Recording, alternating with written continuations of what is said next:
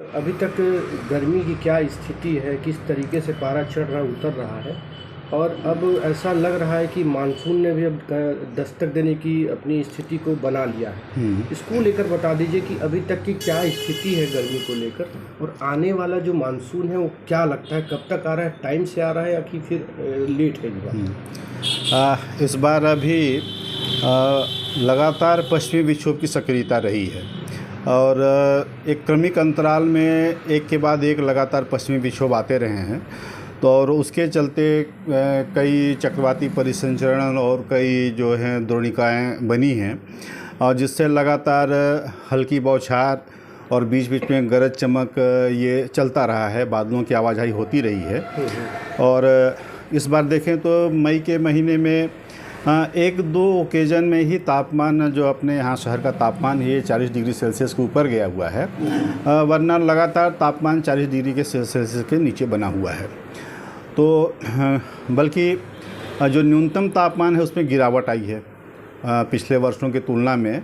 जो मई का पूर्वार्ध है उसमें रिकॉर्ड गिरावट है, मतलब पिछले 50-52 वर्षों की सबसे ठंडी रातें मई की इस वर्ष रही हैं। तो तापमान की दृष्टि से देखें तो अंबिकापुर नगर का तापमान जो है वो जिस स्थिति में होना चाहिए वो अभी हमको देखने को नहीं मिला है। उसका कारण वही पश्चिमी विक्षोभ, लगातार सक्रियता उसकी। सर बीच बीच में ये भी देखने को मिलता था कि काफ़ी गर्मी का एहसास होता था, उमस भरी स्थिति रहती थी, घरों से लोग बाहर निकल कर छतों पे जाकर सोया कर रहे थे, कूलर भी काम नहीं कर रहा था। ऐसी क्या परिस्थिति बन रही थी जबकि 40 डिग्री और उसी के आसपास रहा है तापमान? हाँ देखिए, जब तापमान कम भी हो, तापमान ज़्यादा ना बढ़े और उस समय में अगर वातावरण में नमी की मात्रा बढ़ती है तो वो एक सफोकेशन क्रिएट करता है और हमको जो वास्तविक तापमान है उससे अधिक तापमान महसूस होना शुरू हो जाता है। हवा में नमी की मात्रा है और वो गर्म हवा है, तापमान गर्म है और वो हमारे शरीर के तापमान के ऊपर जा रहा है, तो निश्चित रूप से उस समय हमको एक सफोकेशन महसूस होना शुरू होगा, बेचैनी महसूस होनी शुरू हो जाती है। तो जब जब भी बौछार हुआ है, हल्की वर्षा हुई है, उसके बाद आप देखेंगे कि उस दिन की रात जो रात है उस दिन हमको बेचैनी महसूस होनी शुरू हो जाती है, या उसके अगले दिन नमी की मात्रा बढ़े होने के कारण कम तापमान होने पर भी हमको बेचैनी महसूस होती है और अधिक तापमान महसूस होता है, जबकि वास्तव में तापमान अधिक नहीं होता है।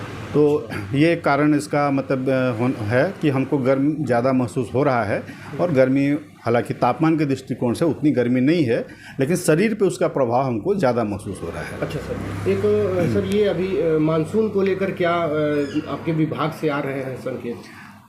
मानसून जो है आज 19 मई को भारतीय परिक्षेत्र में प्रवेश कर गया है। आज 19 मई को मानसून अंडमान क्षेत्र में, अंडमान सागर के क्षेत्र में प्रवेश कर गया है। अमूमन जो अंडमान क्षेत्र का औसत तिथि है मानसून के आने का वो 22 मई है। तो 22 मई की तुलना में आज 19 मई को वहाँ आ गया, मतलब 3 दिन पहले। तो अनुमान ये है कि जो मानसून केरल में 1 जून को दस्तक देता है वो इस बार 30 मई के आसपास में वहाँ पर दस्तक दे देगा।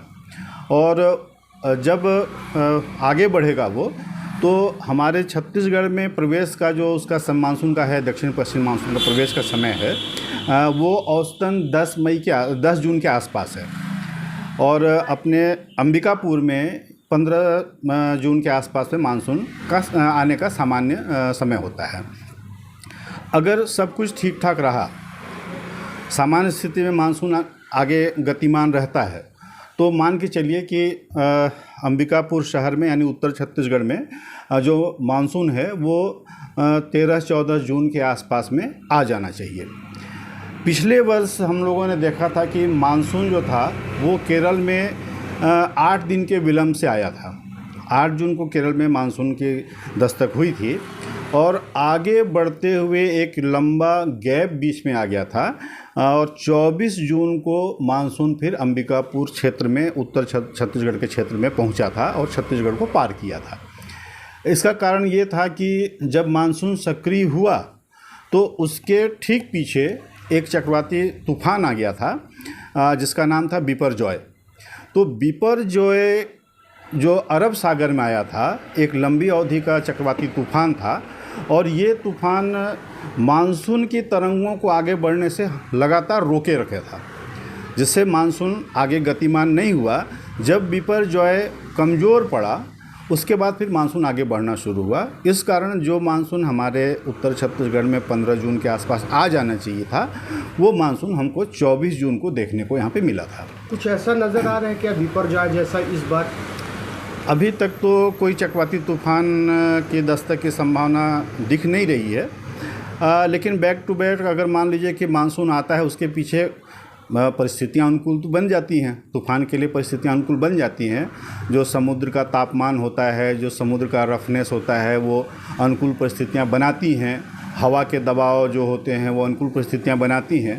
तो मानसून के आगे बढ़ते समय अगर कोई ऐसी परिस्थिति बन जाती है तो हो सकता है कि कोई चक्रवाती तूफ़ान आ जाए। और कई बार क्या होता है कि चक्रवाती तूफ़ान अगर बंगाल की खाड़ी में आता है तो मानसून को पुश करता है, फिर मानसून तेज़ी से आगे बढ़ेगा। लेकिन अगर मानसून अरब सागर के तरफ मतलब कोई चक्रवाती तूफ़ान बनता है तो वो मानसून को थोड़ा सा रोक के रखता है। तो कई बार जो चक्रवाती तूफ़ान होता है वो मानसून को पुश भी करता है, कई बार अवरोध भी उत्पन्न करता है। तो आगे आने वाले समय में उसको वॉच करना पड़ेगा, देखना पड़ेगा कि क्या स्थिति बनती है। फ़िलहाल अभी सामान्य तरीके से मानसून आगे बढ़ रहा है और आज 19 मई को मानसून अंडमान क्षेत्र में प्रवेश कर चुका है। सर, इस बार क्या लगता है कि क्या अनुमान लगा सकते हैं आप लोग? पिछले बार की अपेक्षा इस बार बरसात को लेकर किस तरीके से देख रहे हैं? ज़्यादा होगा, कम होगा, या फिर क्या लगता है?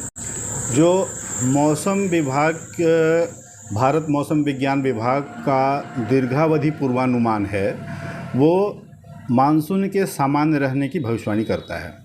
इस वर्ष मानसून सामान्य स्थिति में रहेगी और इसका जो मानसून की जो अधिकतम वर्षा हमको देखने को मिलेगी वो जुलाई और अगस्त के महीने में देखने को मिलेगी। इस समय में कुछ जो महासागरीय घटक होते हैं, जैसे अभी लानीना का प्रभाव चल रहा है, तो वो मानसून को एक मतलब पुष्ट करेगा, मानसून को ताकत प्रदान करेगा और संभावना है कि उसके प्रभाव से मानसून हमारे यहाँ भी सामान्य रहेगा। मतलब इस बार ये लगाया जा रहा है, संभावना ऐसी जताई जा रही है कि 13 जून तक हमारे अंबिकापुर शहर में पानी बरसात हो सकती है। अभी की जो स्थिति है उस स्थिति से अगर सामान्य अवस्था में मानसून आगे बढ़ता है तो जो औसत तिथि हमारे यहाँ मानसून के आने का है वो 14-15 जून के आसपास है, तो उसके 1-2 दिन आगे पीछे मानसून मतलब समय से मानसून के आने की संभावना है। सर, आज का तापमान अगर आपके पास होगा तो बता दीजिए। आज का तापमान सर बता दीजिए। हाँ, आज जो अधिकतम तापमान है ये 39.2 डिग्री सेल्सियस तक गया हुआ है और न्यूनतम तापमान 24 डिग्री सेल्सियस के आसपास बना हुआ है।